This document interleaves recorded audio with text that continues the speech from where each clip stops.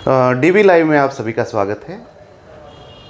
आज हमारे साथ हैं रवि कुमार यादव जी। मानेसर नगर निगम क्षेत्र में रहते हैं और चूँकि हाल फिलहाल में एक सूचना आई है कि हरियाणा में जिन नगर निगमों में चुनाव पेंडिंग हैं वहाँ पे जल्द से जल्द चुनाव होने वाले हैं। जी अमित जी। तो आप रवि जी मानेसर नगर निगम में रहते हैं और आपने वहाँ पे एक सामाजिक कार्यकर्ता होने के नाते बहुत से काम किए हैं। जी। तो आपको सारा पता है कि नगर निगम की वहाँ पे क्या समस्याएं हैं और उनका समाधान भी शायद आपके पास होगा ही, क्योंकि आप लंबे समय से जुड़े रहे हैं। और मानेसर नगर निगम शायद हरियाणा का सबसे नया नगर निगम होगा। बिल्कुल। 2020 में इसका गठन हुआ था और बड़े अचरज की बात है कि 2024 ख़त्म होने को है और अभी तक यहाँ पे चुनाव नहीं हुए। तो पहली बार यहाँ पे चुनाव होंगे। तो पहले ये बताएं कि मानेसर नगर निगम क्षेत्र में समस्याएं क्या हैं अभी तक जो है। अमित जी, सबसे पहले तो आपका धन्यवाद और डीबी न्यूज़ चैनल्स का भी धन्यवाद कि मैं आपके साथ आज यहाँ पे हूँ। मानेसर नगर निगम का जो गठन हुआ वो 2020 में हुआ। इससे पहले मानेसर नगर निगम में जितने भी गांव थे वो सब पंचायती राज था। वहाँ पे पंचायत के इलेक्शंस होते थे। सरपंच और जो भी पंच प्रतिनिधि होते थे वो पंचायती राज के अकॉर्डिंग वहाँ के गाँवों का डेवलपमेंट कराते थे। क्योंकि मानेसर जो क्षेत्र है वो औद्योगिक क्षेत्र भी है और यहाँ पे न्यू वडगांव डेवलप हुआ। बहुत सारी रेजिडेंशियल सोसाइटीज़ यहाँ पे आई, तो एक निगम के गठन की आवश्यकता हुई। सरकार ने निगम का गठन किया और मानेसर हरियाणा का जो सबसे नया नगर निगम है अभी जो हाल फिलहाल बना है। 2020 में निगम बना। सोसाइटीज़ और गांव एरिया इतना बड़ा हो गया कि पंचायतों के लिए या पंचायत के जो प्रतिनिधि हैं उनके लिए पूरे कम्युनिटी का, पूरे एरिया का जो डेवलपमेंट कराना है वो बहुत मुश्किल था। उनका जो अपना क्षेत्र, अधिकार क्षेत्र पंचायत का, बहुत सी चीज़ें ऐसी थी जो उनसे बाहर थी। अब जैसे सोसाइटियाँ आई तो उनमें सीवरेज की जो व्यवस्था है पंचायत के अधीन वो नहीं हो सकती थी। तो इस तरह से बहुत सारी ऐसी समस्याएं, जिस तरह से एरिया डेवलप हुआ, सरकार को लगा, लोगों को लगा एक निगम की ज़रूरत है और सरकार ने इस निगम का गठन किया। अब 2020 से और अभी तक निगम के जो चुनाव हैं वो पेंडिंग है। निगम जो अभी वहाँ पे जो अधिकारी हैं, आईएएस अधिकारी हैं या जो बाकी टीम है उनके द्वारा निगम को भी चलाया जा रहा है। जितने भी जो डेवलपमेंट के काम हैं वो अधिकारियों के द्वारा भी कराए जा रहे हैं। तो जैसे ही चुनाव होंगे, जनता के जो चुने हुए प्रतिनिधि होंगे, उससे उम्मीद है कि वो और बेहतर तरीके से जो डेवलपमेंट के कार्य हैं वहाँ पे करा पाएंगे। रवि जी, आप कॉमर्स ग्रेजुएट हैं दिल्ली यूनिवर्सिटी से, तो युवा हैं, आपके दिमाग में प्लानिंग है भविष्य की और एजुकेशन में आपने बहुत सारा काम किया है। तो कुछ काम ऐसा भी किया है आपने जो गरीब और वंचित लोग हैं उनके लिए काफ़ी आप एक मिसाल बन के उभरे हैं उस क्षेत्र में। तो वो क्या काम किया आपने ऐसा? नेहरा जी, मैं as a social activist Manesar नगर निगम का जो एरिया है इसमें काम कर रहा हूँ। ना सिर्फ मानेसर नगर निगम, एज ए सोशल एक्टिविस्ट हम जहाँ पे भी हमें लगता है कि हम समाज के लिए, ज़रूरतमंद के लिए या अपनी सोसाइटी को उठाने के लिए कुछ भी हम काम कर सकते हैं, तो वो हमने, हमारी पूरी टीम ने मिलकर किया है, ना सिर्फ एक रवि यादव ने। एजुकेशन की जो आपने पर्टिकुलरली बात की है, एजुकेशन में मैं एक संस्था चलाता हूँ स्टडी पॉइंट के नाम से।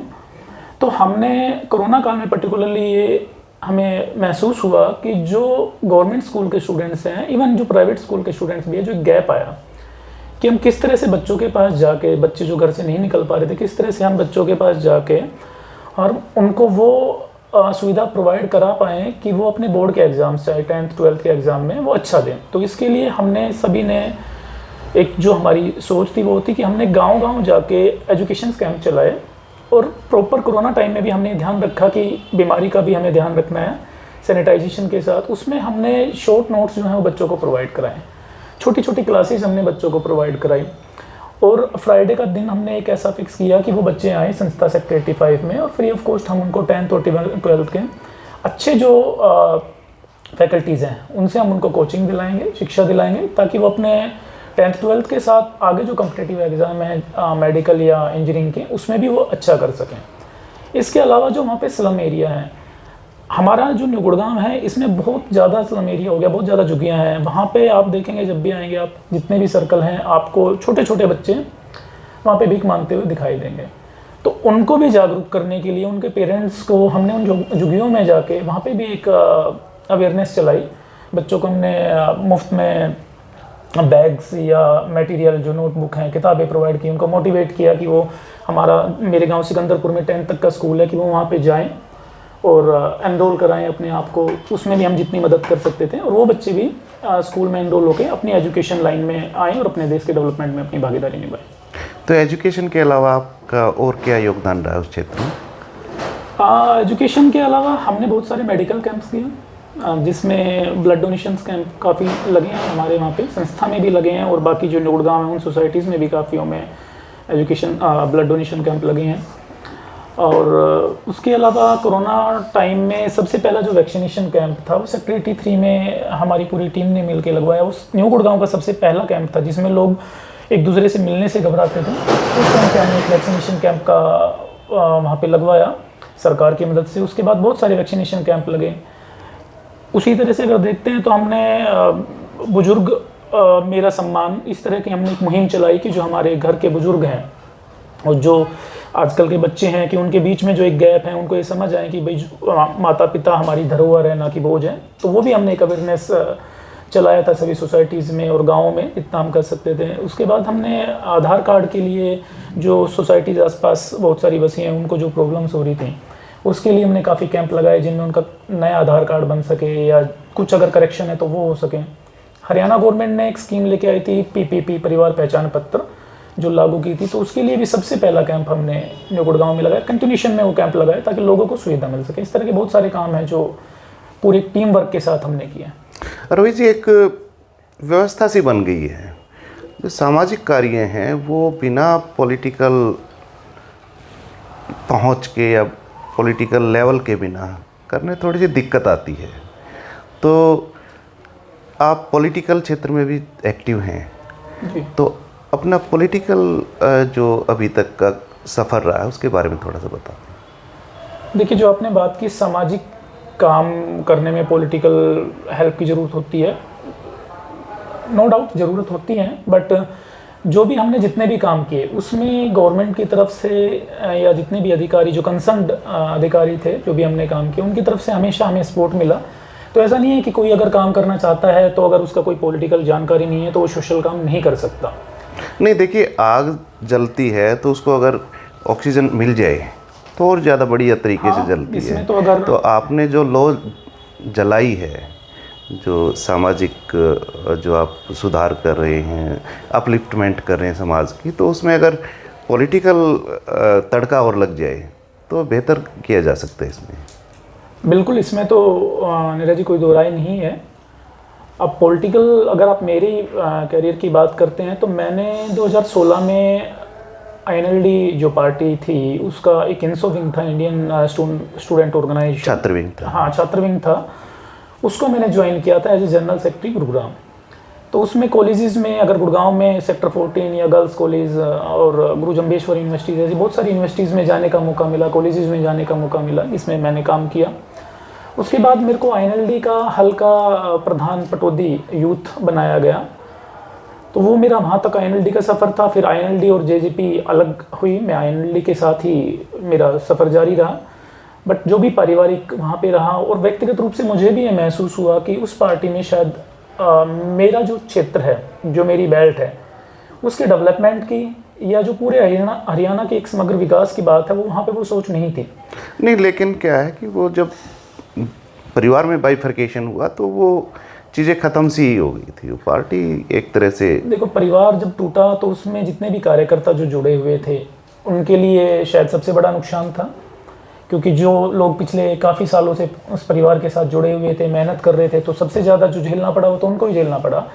बट अपार्ट फ्रॉम दैट, उसके अलावा व्यक्तिगत रूप से हमें महसूस हुआ कि वो पार्टी एक क्षेत्र तक सीमित पार्टी थी। अगर पूरे हरियाणा के डेवलपमेंट की बात करें तो शायद वो सोच हमें वहाँ पे नहीं लगी, इसलिए हमने वहाँ से अलग होना उचित समझा। और उसके बाद 2019 में मैंने भारतीय जनता पार्टी को ज्वाइन किया था, और तब से अब तक मैं भारतीय जनता पार्टी के साथ एक कार्यकर्ता के रूप में काम कर रहा हूँ।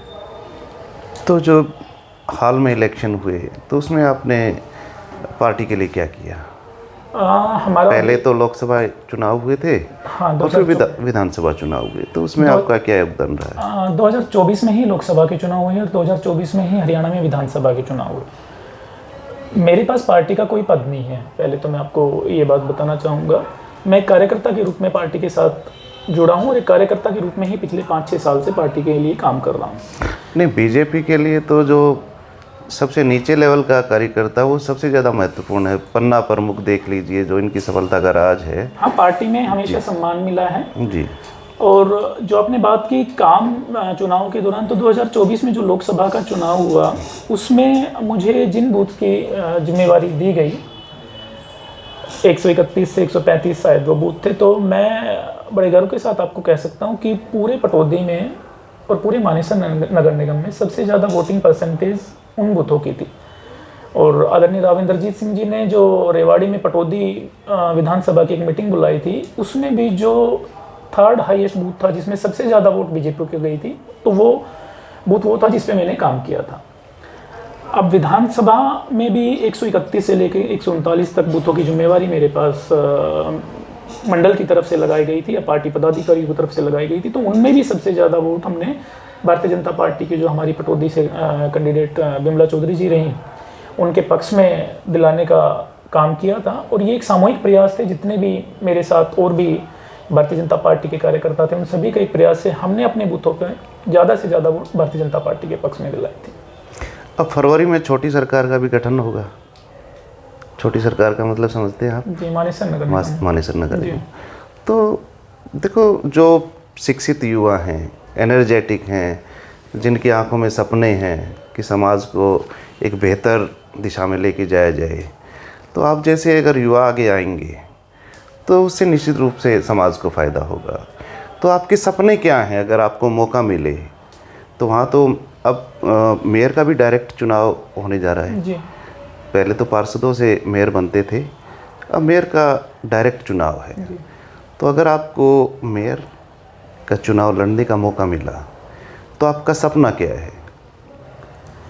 देखो, मैंने अभी आपको बताया नेहरा जी, मैं पार्टी में कार्यकर्ता के रूप में काम कर रहा हूँ। अब पार्टी किसको अपना कैंडिडेट बनाती हैं, किसको मौका देती हैं, वो तो पार्टी के ऊपर और जो पार्टी के सीनियर नेता हैं उनके ऊपर डिपेंड करता है। पार्टी जिसको भी एज ए कैंडिडेट मेयर प्रत्याशी या जो वार्ड के प्रत्याशी हैं उनके रूप में सामने लेके आएंगे, हम उनका सभी का साथ देंगे, पार्टी के लिए काम करेंगे। अगर पार्टी, जैसा कि आपने कहा, मुझे अगर मौका मिलता है तो मेरे विजन क्या है आपका? मेरा जो अपना विजन है कि देखो, न्यू गुड़गांव के नाम से मानेसर नगर निगम जाना जाता है। मानेसर नगर निगम के अंदर 30 के करीब गांव हैं और बहुत सारी सोसाइटियाँ, सेक्टर 70 से लेके 102 तक की जितनी भी सोसाइटीज़ हैं वो लगभग मानेसर नगर निगम में आती हैं। और तकरीबन 1 लाख के करीब वोटर हैं। अब जब 1 लाख के करीब वोटर हैं तो पॉपुलेशन आप मान के चलिए 3 से 4 गुना ज़्यादा वहाँ पे हो। तो एक छोटा शहर बन के अभी उभर के सामने आया है। नया डेवलपिंग स्टेज में मानेसर नगर निगम है, तो यहाँ पे बहुत सारी प्रॉब्लम्स हैं अभी जो हैं। जैसे कि सबसे बड़ी अगर आप बात करते हैं तो रोड की जो कनेक्टिविटी है, जो सेक्टर रोड का हाल है, सीवरेज की जो प्रॉब्लम है, ट्रांसपोर्टेशन की जो प्रॉब्लम है, इलेक्ट्रिसिटी की जो प्रॉब्लम है। न्यू गुड़गांव का इतना एरिया डेवलप हुआ है, वहाँ पे कोई भी एक ऐसी शमशान भूमि नहीं है जो सेक्टर वासियों के लिए वहाँ पे हो। अब गाँव की अपनी शमशान भूमि होती है, उसमें बहुत सी जगह ऑब्जेक्शन नहीं हो सकता, तो ये भी एक बड़ा मुद्दा है। स्टेडियम की अगर हम बात करते हैं तो युवाओं के लिए अब इतना एक पूरा मिनी शहर वहाँ पे बस गया है। तो गुड़गांव की तरह, जिस तरह से गुड़गांव में ताऊ देवीलाल स्टेडियम है, या इसी तरह से एक बड़ा स्टेडियम वहाँ पे रिक्वायर्ड है। साथ में जितनी सोसाइटीज़ हैं, सोसाइटी में रहने वाले जो लोग हैं, उनकी बिल्डर से हमेशा तनातनी रहती है और उनको हमेशा ये महसूस होता है कि कहीं ना कहीं अधिकारी जो है वो बिल्डर की तरफ ही फेवरिज्म रखते हैं। तो उसके लिए भी रहेगा कि जो सोसाइटी के जो लोग हैं उनके लिए भी कोई ऐसा प्लेटफॉर्म हो कि जो बिल्डर और सोसाइटी या लोगों का जो एक डिस्प्यूट हमेशा ही हाईलाइट रहता है कि उसके बीच में भी एक मतलब पिलर बन के हम काम कर सकें, निगम में कुछ ऐसा हो कि जो एक समन्वय कर सकें। आवारा पशुओं का जो इतना बुरा हाल है यहाँ पे, उसके लिए कुछ हम अच्छा कर सकें। अब जो स्ट्रीट लाइट्स हैं उनके लिए हम कुछ अच्छा कर सकें, एजुकेशन के लिए हम अच्छा कर सकें, जो मेडिकल सुविधाएं हैं वो वहाँ पे अच्छी हो सकें। ऐसी बहुत सारी सोच हैं जो सभी युवाओं की, कि हम एक नया, जो गुड़गांव नाम है कि न्यू गुड़गांव, तो उसी तरह से हम एक नया गुड़गांव ऐसा डेवलप करें कि जो वाकई में एक मिसाल हो। तो ये जो समस्याएं हैं, तो क्या आप इनको लेके जो मानेसर नगर निगम है उसके वोटरों तक, नागरिकों तक पहुंच रहे हैं इनको लेके? देखिए, मैं एज ए कैंडिडेट या प्रत्याशी के रूप में तो आज तक कभी गया नहीं, बट जैसे मैंने आपको बताया कि मैं एज ए सोशल एक्टिविस्ट हूँ, तो एक अवेयरनेस तो होनी चाहिए। एक अवेयरनेस हमने हर जगह की है, बहुत सारे। अगर आप मेरा प्रोफाइल भी देखेंगे तो ना सिर्फ आज से, पिछले कई सालों से हम इस चीज़ में लगे हैं कि कहीं भी कोई प्रॉब्लम होती है। अब पीछे जो हमारा सीनियर सिटीजन फेडरेशन है, वहाँ पे एक किसी बिल्डर के खिलाफ उनका एक एजिटेशन था, उसमें हमने पूरा पार्टिसिपेट किया, उनका साथ दिया। अभी भी कुछ बिल्डर्स के खिलाफ चल रहा है। पीछे अभी रोड का कुछ इश्यूज़ हैं जो हम 2 या 3 दिन पहले ही, जो हमारी नई कमिश्नर है रेणु सोगान जी, उनसे मुलाकात करके सोसाइटीज़ की प्रॉब्लम को लेके मैं और मेरे जितने भी साथी हैं वहाँ पे उनसे मिले थे। तो डे बाय डे जो समस्याएं हमें दिखाई देती हैं या जो समस्याएं हमें लोगों से पता चलती हैं, उसका क्या समाधान हो, उसके लिए कौन कंसर्न अधिकारी है, वो चाहे GMDA के हों, निगम मानेसर के हों, उनसे कोऑर्डिनेट करके हम कोशिश करते हैं कि उनका समस्याओं का समाधान हो। तो ये सारी कोशिशें तो जारी रहती हैं हमेशा। तो ये थे रवि कुमार यादव जी, जिनकी आंखों में सपने हैं कि मानेसर को एक मॉडल टाउनशिप बनाया जाए। तो DB लाइव अग्रिम शुभकामनाएं देता है कि आप इस मिशन में सफल हों और लोगों की समस्याओं का आप समाधान करें। इसके लिए आपको अग्रिम बधाई। थैंक यू नीरज, बहुत बहुत धन्यवाद।